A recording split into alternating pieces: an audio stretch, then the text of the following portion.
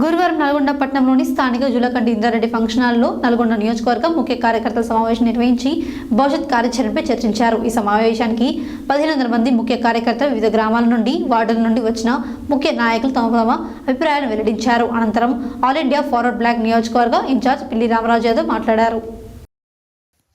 గురువారం నల్గొండ పట్టణంలోని స్థానిక జూలకంటి ఇంద్రారెడ్డి ఫంక్షన్ హాల్లో నల్గొండ నియోజకవర్గం ముఖ్య కార్యకర్తల సమావేశం నిర్వహించి భవిష్యత్ కార్యాచరణపై చర్చించారు. ఈ సమావేశానికి 1500 మంది ముఖ్య కార్యకర్తలు వివిధ గ్రామాల నుండి, వార్డుల నుండి వచ్చిన ముఖ్య నాయకులు తమ అభిప్రాయాలను వెల్లడించారు.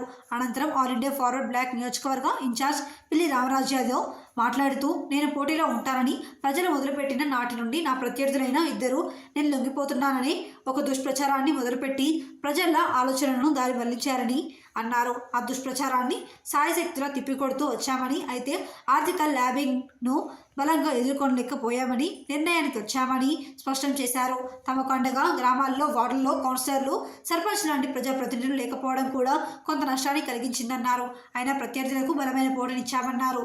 కాబట్టి ప్రతి గ్రామంలో సర్పంచ్లను, వార్డు మెంబర్లను పోటీలో నిలబెట్టి గెలిపించుకుంటానని కార్యకర్తలకు హామీ ఇచ్చారు. సవర్ణ వర్గాల ప్రతినిధిగా పెద్ద లక్ష్యం పెట్టుకొని ప్రజల్లోకి పోయిన వారన్నారు. పంచాయతీ ఎన్నికలు సమీపిస్తున్నవి కాబట్టి గ్రౌండ్ వర్క్ మొదలుపెట్టాలని క్యాడర్కు సూచించారు. ఈ నిర్ణయం తీసుకున్న మీ అందరి అభిప్రాయమే శిరోధార్యమని స్పష్టం చేశారు. ఈ కార్యక్రమంలో బి సంక్షేమ సంఘం జిల్లా అధ్యక్షుడు దుడుకు లక్ష్మీనారాయణ, నల్గొండ జిల్లా జేఏసీ చైర్మన్ పందుల సైదులు, నిరుద్యోగ జేఏసీ జిల్లా చైర్మన్ పాల్వాయి రవి, మాజీ కౌన్సిలర్ అంతటి జ్యోతి, సమాధానం అలివేని యాదవ్, ఎంపీటీసీ సత్యవతి సుధాకర్ రెడ్డి, కూతురు జాన్ రెడ్డి, బుచ్చాల నాగరాజ్ గౌడ్, బొజ్జా పాండు తదితరులు పాల్గొన్నారు.